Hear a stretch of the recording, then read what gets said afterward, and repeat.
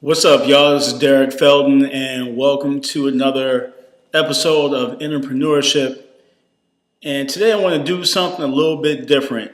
I've been thinking a lot about overall personal development and where our roads sort of intersect between our daily lives, lifestyle, things that we read, music we listen to, but also especially movies and how movies and films, any type of media really influences us. And whether we realize it or not, anytime we watch a movie or listen to a CD or we go and see a play or we do whatever, or watch a commercial, on some level, we are being programmed. And on some level, we are unaware of the extent of how much that we are being programmed by the things that we watch and what we listen to and what we read. For instance, the reason why the hours between, let's say, 8 p.m. and 10 p.m. Eastern Time, the reason why that time frame is considered prime time is because back in the 1950s and 60s, when TV was first really starting to come into every American home, that was a perfect time to prime a person's mind by using commercials to influence people to want to go out and buy stuff. So that's why commercials all have music and they have jingles and different things. And they do it between 8 p.m. and 10 p.m. because for most people, they're getting home from work, they're relaxing, they're sitting down in front of the TV, and their brains go into what we call alpha state. So there are a few different brain waves, but your most relaxed state is alpha state. And so when you're in this alpha state brainwave, your mind relaxes, you let your guard down, and anything, almost anything, can penetrate and get into your subconscious. That's the reason why you can remember certain jingles or certain songs that you really have no intention of remembering. And shoot, you probably don't even like it. But I'm sure you can remember, like when I was growing up, the theme song to like Family Ties or to Different Strokes. You know, those sorts of songs stay with you, whether you like the show or not, because they were really catchy and they played these shows during a certain time of the evening so they can get into our minds. Or even commercials for foods like Snickers, you know, aren't you hungry for Snickers now? You know, stuff like that. I mean, whether you eat Snickers or not, you probably know what that is. So, same holds true for movies, but I think for movies, film is even more powerful because they have your attention for anywhere from 90 minutes to 2 hours. You're sitting in a theater, it's dark, you're relaxed, you probably have something to drink, you eating some popcorn, some candy or whatever, and you are there to be entertained. So they got you. Perfect time to put messages into your mind. So thinking about that and thinking about a most recent movie that I saw the other day is Mad Max Fury Road. When I first saw the preview for Mad Max, I was like, okay, whatever. It didn't really seem that interesting. It didn't seem like something that I would really want to go and spend money to watch. But the more I just kind of sat and I saw the previews and the trailers, and I was at home, I was like, man, you know, I have some time. Man, so I feel like I should go watch this movie. I don't know. I couldn't put my finger on exactly what it was, but something kept saying, man, you need to go check this movie out. So when checked it out, And man, listen, probably one of the best decisions I made that day, because it was movies like that can trick you, because if you're not familiar with Mad Max and the history of the Mad Max franchise, you're talking going back to the early 80s. I believe this is the fourth in the Mad Max series. The one that I remember the most is Mad Max Beyond Thunderdome, which I believe was the second or third one that had Mel Gibson in it. I believe Tina Turner was in that one. And I remember that one because that came out when I was probably around maybe 10 years old, something like that. So it was like in the mid 80s when that movie came out. And at the time, being a kid and they're in the desert and they're fighting and there's battles and all that, I was excited, by that. I didn't really know what the movie was really about. I didn't really know what the real story was, but I was a kid and I was intrigued by violence, by shit blowing up. He-Man, Superman, G.I. Joe, Star Wars, Star Trek, whatever. If it had people flying and cars and guns and all type of stuff, best believe your boy was into it. Well, now as a older man, my perspective has changed. And when I saw Mad Max, I was immediately blown away from almost the very opening monologue by the main character, Max, which was played by, I can't remember the main character's name. But anyway, the guy who played Mad Max, he was giving a monologue, and he was standing on top of this mountain in the desert. Or not a mountain, but like a high plains type area in the desert on top of a rock. And the very last line he said was about how this wasteland, this desert that he was living in, had reduced him and everyone in it to just being survivors. And immediately I was like, okay, they're gonna really drop something on us, because as the movie went on, it was confirmed. My suspicions that this movie was about a whole lot more than just blowing shit up was confirmed. So as the opening scenes were progressing, Mad Max gets captured by this band of like soldiers who were working for this warlord, and the warlord's name was Immortan Joe. Immortan Joe was the name of the warlord that these soldiers were working for. And so they capture him, brought him back to the kind of tower where the warlord, resides. And they immediately kind of made him they started to brand him. They had him roped up. He was bound. And then, they shaved his hair off. They put a brand of a skeleton on the back of his neck. And he tries to fight and get away. Well, the soldiers or the minions who worked for the warlord, they were all shaved bald. And they were painted, from head to toe, they were painted completely white, except for their eyes, which were black.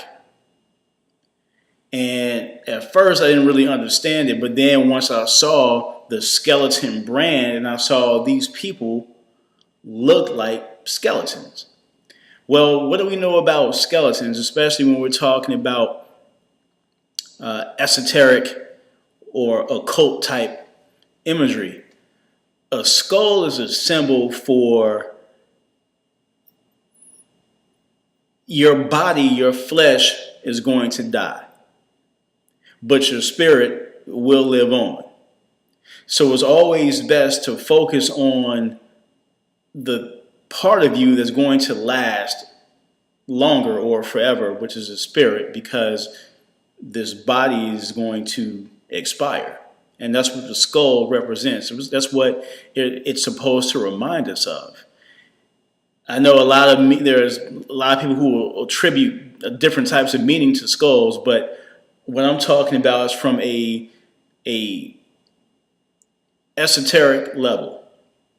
And the reason why I'm bringing it up, because the director of and writer, the creator of the Mad Max franchise is a guy named George Miller.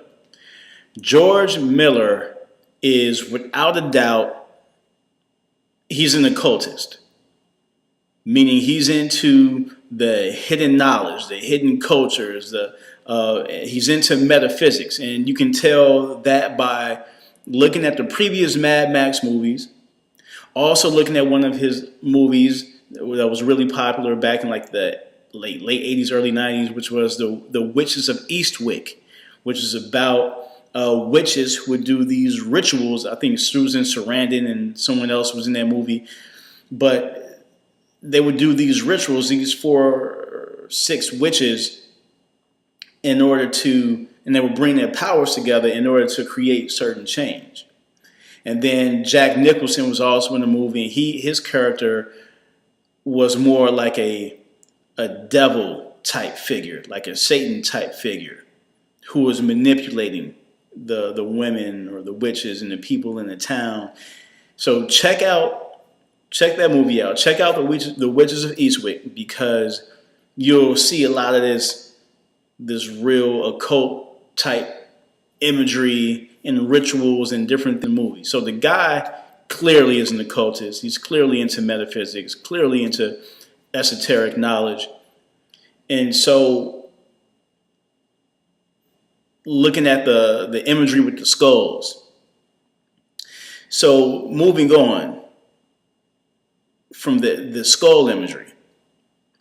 So at one point, Mad Max, after he's captured, and he's branded, and they shaved his head and stuff, he's attached to the front of a war rig, a vehicle where they have to go out and capture these women, the wives of the warlord who have escaped. They left the tower or the fortress where they lived. Well, the reason why Mad Max is attached to the front of the war rig. He's chained, and he also has this IV coming like out of the back of like his neck, like his spine, or somewhere on his body. But this IV is drawing blood from him into the driver, who was one of these skeleton type figures. Well, again, this is more symbolism for if you're a skeleton but you're actually a human being who's living, but you're a skeleton, it means you're like half dead. Well, how do you stay alive? You stay alive through blood. If you lose blood, if you don't have any blood, you're pretty much dead. And what else is in blood? Well, our genetic code, our DNA is in blood. So essentially they were taking his blood not only for just to survive, to stay alive in this particular realm or this particular moment, just to be like living and experiencing human stuff, but it's more a symbol for being able to take someone's genetic code in order to strengthen yourself and to extend your bloodline, if you will, in order to keep living. So as Mad Max is strapped to the front of this vehicle and he's going through the desert. Now, this wasteland that they're in, it's a complete desert. It's sandy, it's hot, it's dusty, it's rocks, and all of their vehicles are like straight. All of them are like rusted and old and everything. It resembles what your stuff might be like if you were in a place that lacked water, it lacked moisture. Things are just going to rust. So as they're about to go out, the warlord has thousands of people that he's lording over. And they all come to the tower to hear him give a speech. Well, because he's a warlord, he controls everything. He also controls the supplies, food, and especially water. Well, we all know you need water to live. Our bodies are 75, 80% water. If you don't have that, you die. So literally, he has the people's lives in his hands. And he gets up and he starts to give his speech. And he has these two levers. And he pulls the levers back in order to allow water to just rain down on the thousands of people in this crowd. So the water's coming down. Everyone has buckets and they have satchels and different things in order to capture the water and cups. After about 20, 30 seconds, he shuts the water off.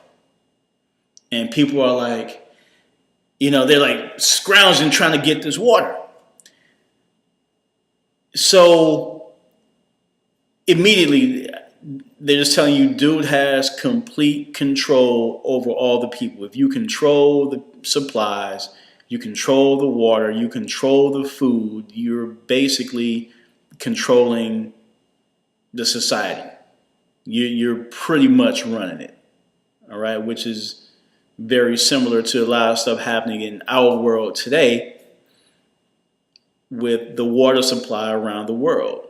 How you have certain countries in like Africa and other places that are relying on countries like the US and other places to provide them with water.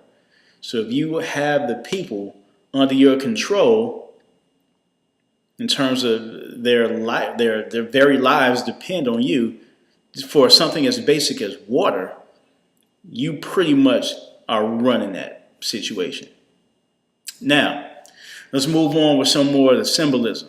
So as, again, going back to Mad Max being strapped to the front of his rig, well, as the war rig is going out to capture the women and to bring back the stuff that was stolen, apparently, from the warlord, they let off 3 bombs.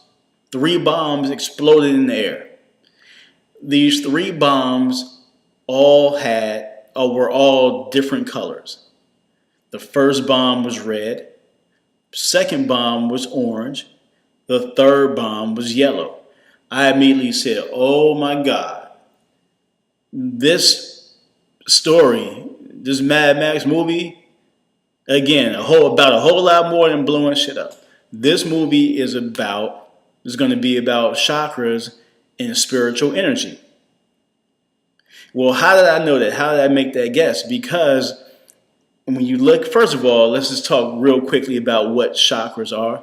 Chakras are the non-physical energy centers that reside along our spine. It goes from the bottom of our spine to our crown.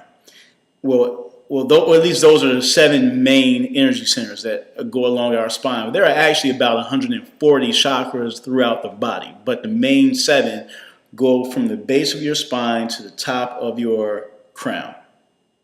Well, each energy center, and literally the word chakra means a wheel or disc. So it's energy that is rotating, it's constantly in motion.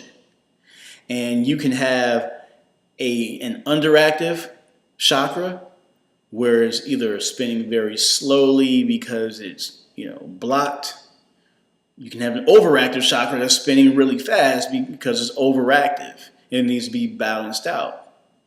So the idea is that you want to manage your energy wisely so that each of these are all working in tandem. So each of these are balanced and they're spinning and exuding energy in a very efficient and useful way.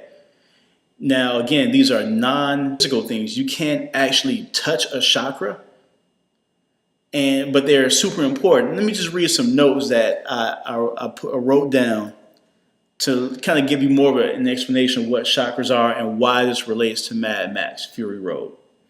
So, these swirling wheels of energy, the chakras, correspond to massive nerve centers in the body.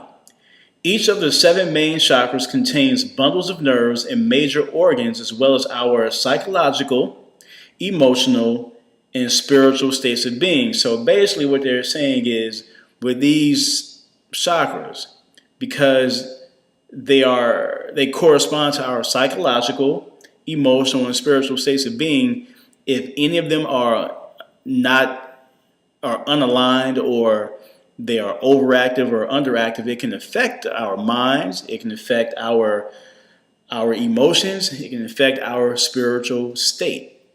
And so we need to be aware, of what's going on. And a lot of stuff affects us, affects our chakras and our energy. Now, more notes I took. So, since your mind, body, soul, and spirit are all intimately connected, being aware of having an imbalance in any of your chakras will help bring them all back into balance. So when they let off the bombs and they were about to go out, basically they were going to war. They were about to go and blow some stuff up, kill, steal, get back what they felt was theirs. They were essentially operating from a lower level energy or lower levels of consciousness, which is why the red, the orange, and the yellow bombs went off, because the red corresponds to your root chakra, which is your lower energy, your lowest energy. The next level up is orange, which is your sacral chakra, which is around your reproductive organs.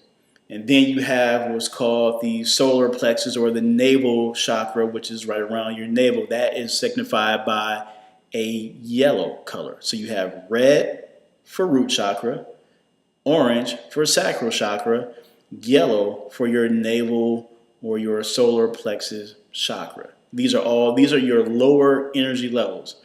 They're all important, you all need them, but they signify the lower energy. Well, what are you doing when you're about to go out and kill somebody? Well, you're operating from your lower energy. So let me just read something to you. So your base chakra, your root chakra, also known as the Muladhara chakra, is it represents your most basic needs. It represents just being stable, having stability in life. When this chakra is open and is balanced and the energy is flowing, we feel open, we feel safe, you feel fearless. But when it's disturbed, you are the opposite of those, or you can be the opposite of those. You can be fearful, you can fear unsafe, you can be unstable, which is what was going on when these people were going to war. They're like, man, they stole something from us, we got to go get it, we mad, we pissed.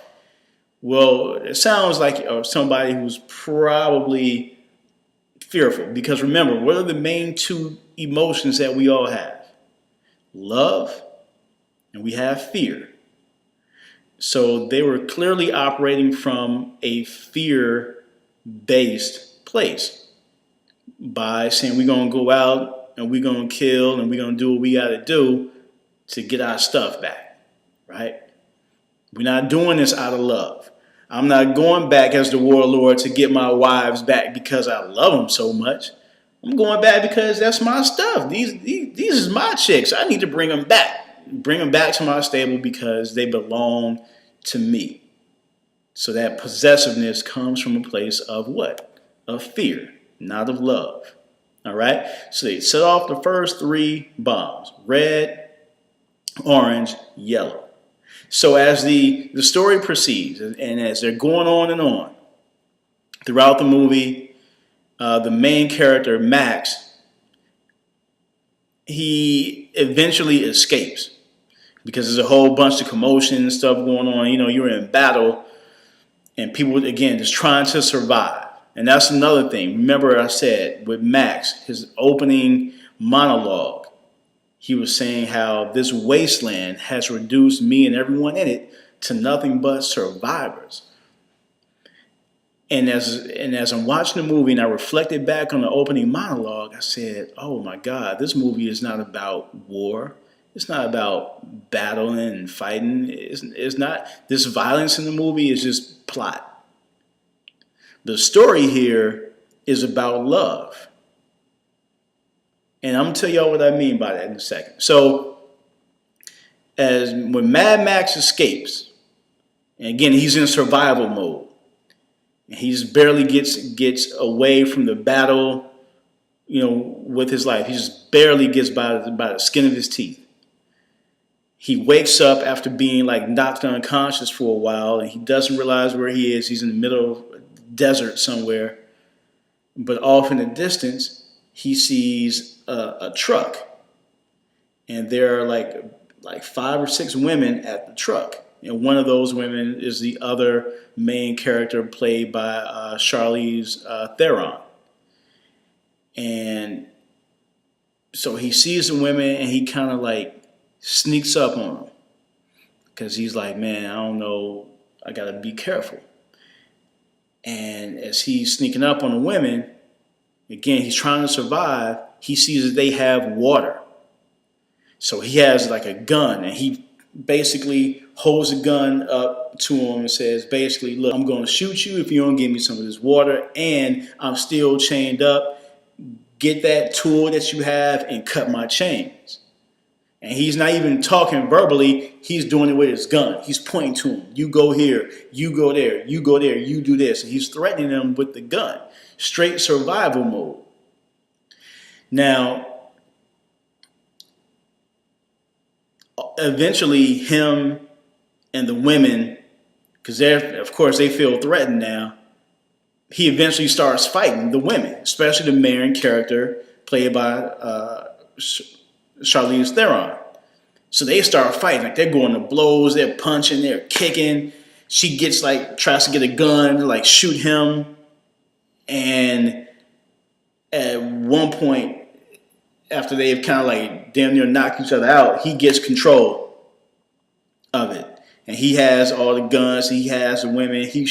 He actually shoots one of the women in the leg, who was a pregnant woman, shoots her in the leg. Or one of the wives of the warlord shoots her in the calf. Now, that's more symbolism. That's more occult symbolism here. Now, the woman who's pregnant gets shot in the calf. If we look at ancient Egyptian symbols, if we look at Hinduism, even if we look at Judaism, the great mother in ancient Egypt was named Hathor. Hathor was often signified as a cow with a disc between her horns, between her ears. In Hinduism, they have what? They have the sacred cow in Hinduism, who is more of a female, feminine energy. And then in Judaism, they have the golden calf. So the pregnant woman, so the thing about Hathor is she's like Mother Earth. She's the great mother. She brings life into the world. Well, this pregnant woman was representing Hathor. And she was shot in the calf, saying what? The golden calf, the great cow, the great mother. So again, these symbols and this type of stuff is going on all throughout the movie. And I'm sitting there like, yo, this dude, George Miller, he's freaking genius, because if you're not aware of what's going on, again, all these images that's happening, you will be completely at a loss. You're just thinking, oh, okay, they just shot somebody and she's bleeding and she needs to get well and she might die if she bleeds too much. But nah, he's actually trying to tell you that he feels that she represents this woman. This pregnant woman represents the great mother who's pregnant, who's going to bring life into the world, the ultimate creation. Man, yo, some deep shit, man. Deep shit. So, continuing on with this movie, with the scenes. Mad Max, Charlize Theron, they get into the fight. Eventually, he takes control. He has all the guns and weapons, and he's making them take him to safety. Well, eventually, at some point, they realize that, man, in order for us to kind of survive this, because the warlord is after all of us.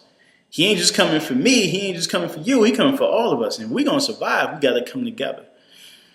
So they go from being at odds and wanting to kill each other to realizing that we have to form a partnership.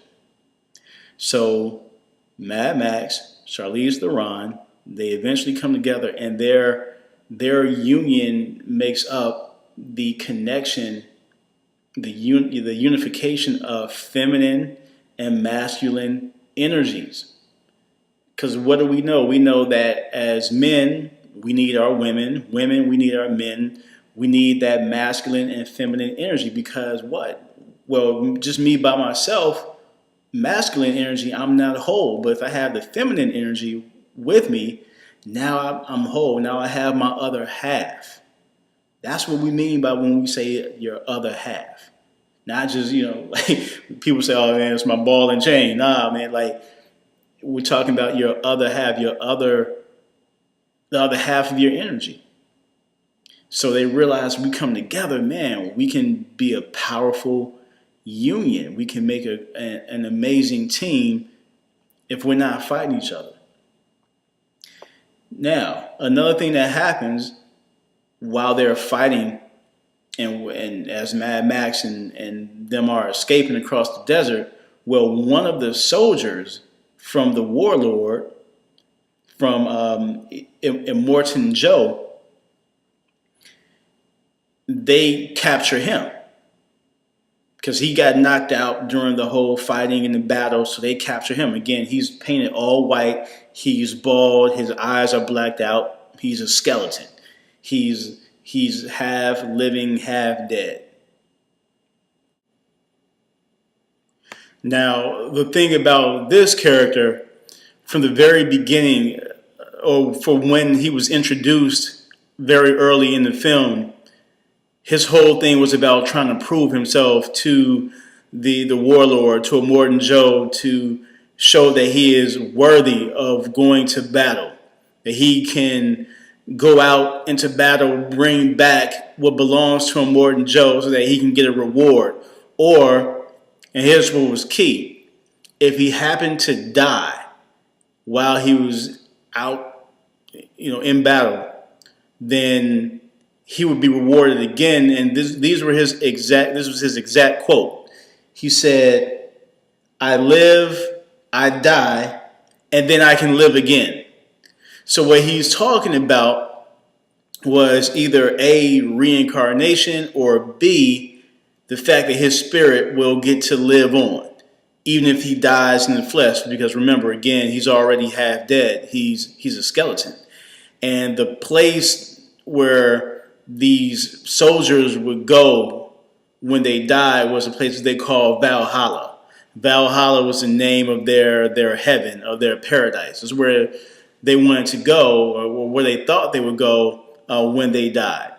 So they were already very obsessed with death, with immortality, with their spirit living on. And again, all this goes hand in hand with a lot of occult knowledge and a lot of metaphysics, which again, the writer, director, creator of Mad Max, George Miller, that's what he is. That's what he's into. And he's telling a story based around that. So now that same character who was painted all white with the blacked out eyes, who ends up being captured by Mad Max and Charlize Theron, as his time, with them and with the wives of Immortan Joe goes on, he realizes that, man, he you know what, Joe is going to try to kill me too.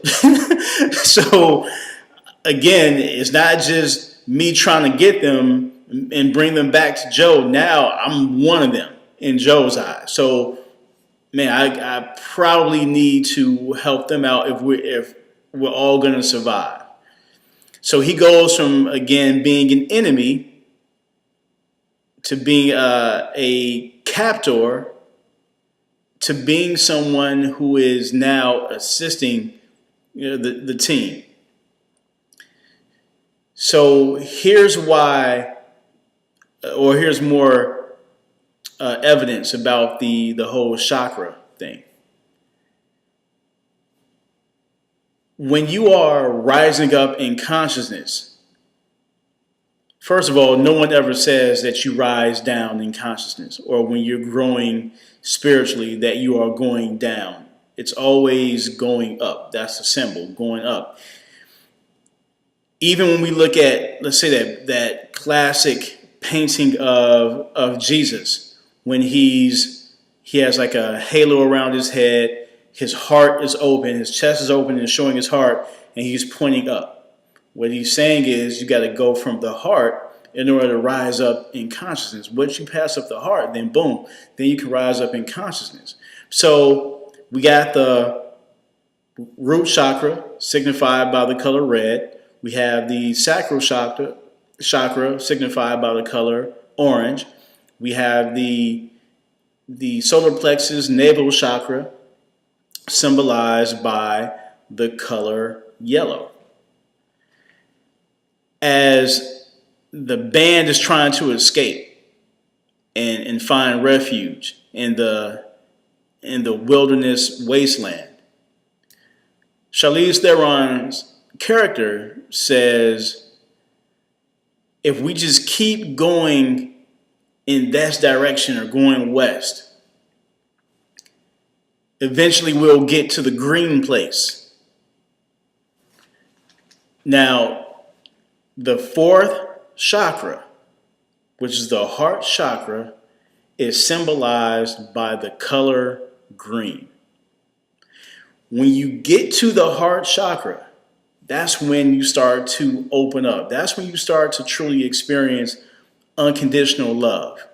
That's when you come into a place where of true gratitude. That's when you come into the place of real love for your fellow man, for your woman, for your man, your husband, your children, for your community. That's when you start to experience more of your godhood, when you get to this place. Because once you get to this place, here, the heart chakra, now you can continue to rise up in consciousness. You can't skip. You can't go all the way from red and boom, all the way to the top. No, you gotta go up the ladder. Because after you go from the heart chakra, then you have the throat chakra, which is symbolized by the color blue. Then you have the third eye chakra, which is symbolized by the color indigo. Then you have the crown chakra, which is symbolized by the color purple. Sometimes I've also seen it as being white as well, but most of the times it's purple. Now, here's where this comes into play. So she says, all right, if we just keep going in this direction, I can go home. I can get to the green place.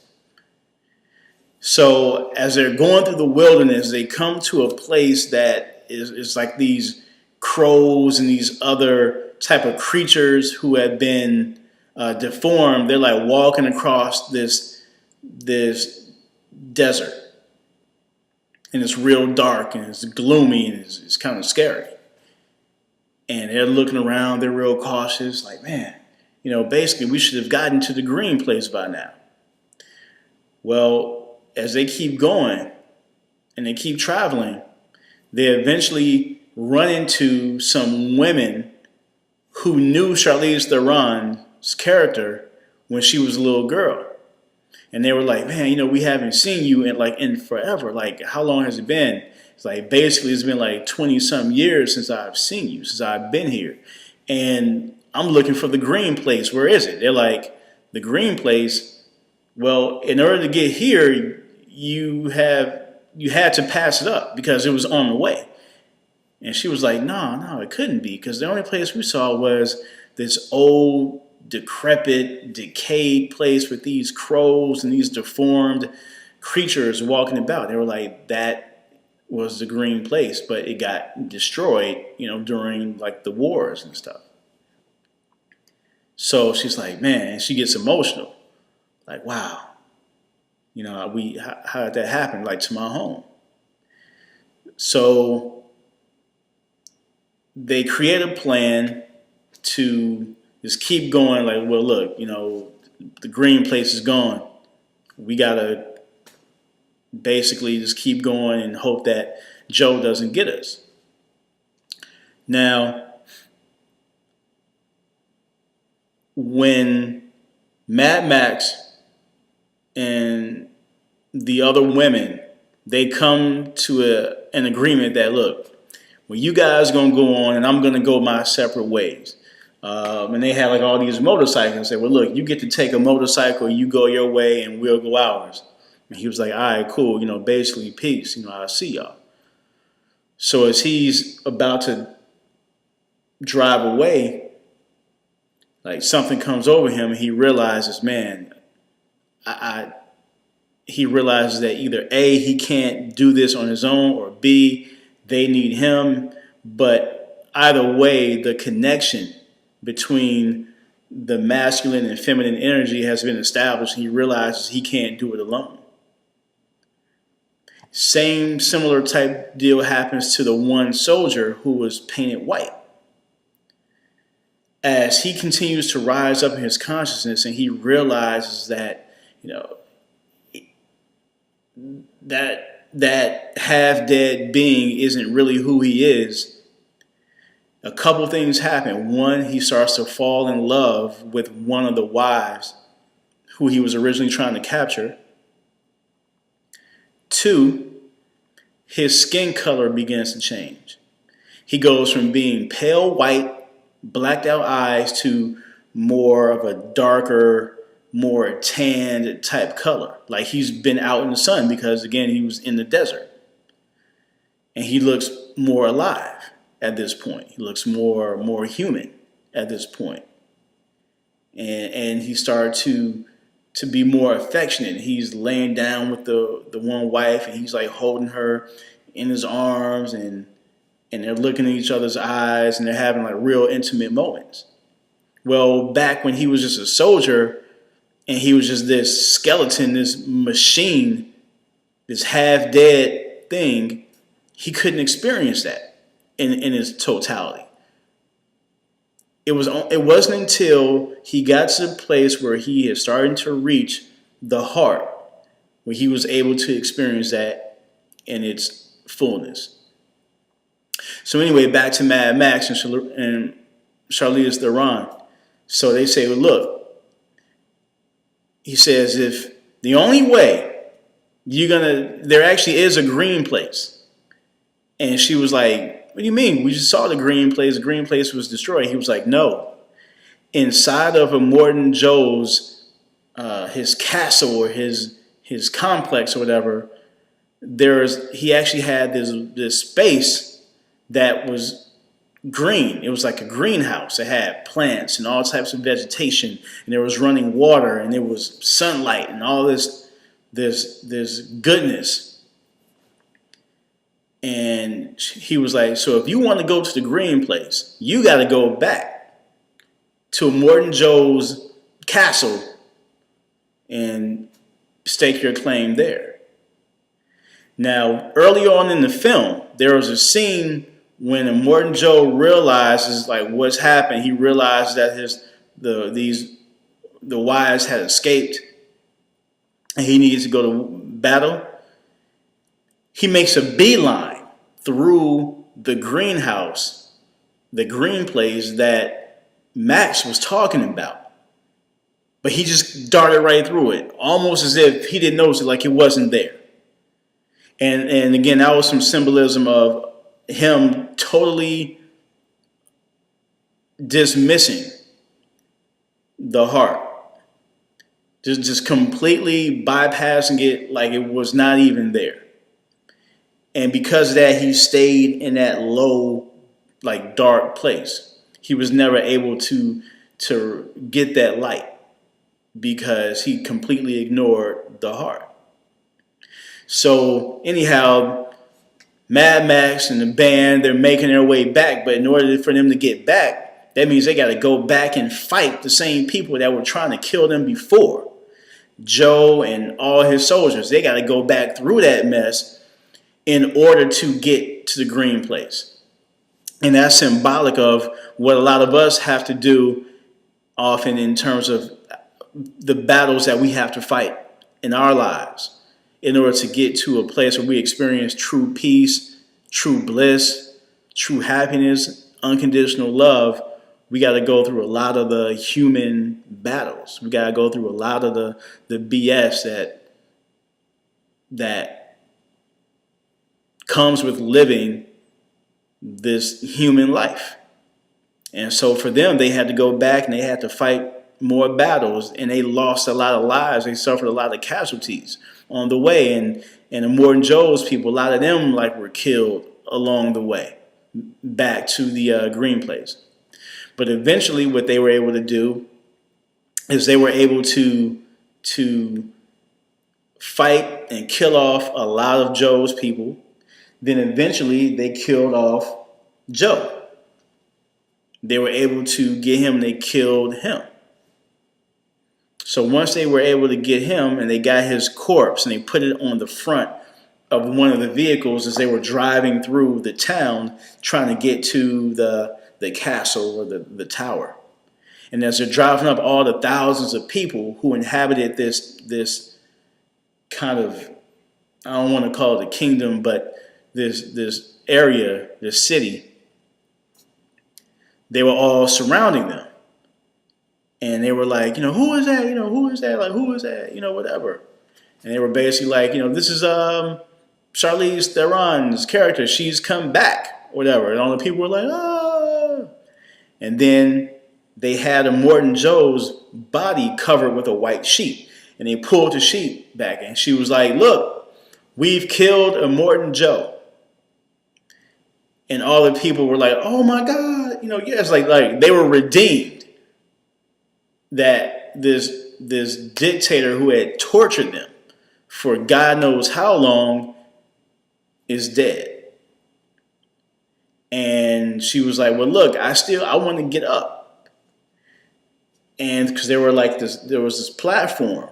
The platform where Morton Joe was speaking from was way high up.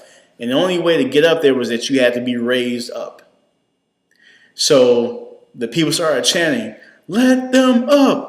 Let them up, let them up, because she needed to get up in order to go into the green place, which is symbolic for us having to rise up through root, sacral, navel chakra up to the heart. So eventually the other minions who worked for Joe that were no longer under his spell, they got them on a platform and they were able to raise them up to the higher level. And then from there, they're able to rise up to higher levels of consciousness. All right. So again, Mad Max, go see it, go check it out. Now I've given you some more insight and look at it from a different perspective. It's not just about blowing stuff up. It's not just about death and destruction. That's all part of the story. That's the stuff that moves the plot that moves things forward. The physical stuff, but the real story, the emotion, is about love. Believe it or not, a movie that takes place in a wasteland, in a desert, where everyone is trying to survive, is all about love. So that was my esoteric breakdown of Mad Max Fury Road. Again, go see the movie and let me know what you think. And tell me if you agree, disagree, if you saw something different. But either way, I definitely want to hear from you. And I'll talk to y'all soon. Peace.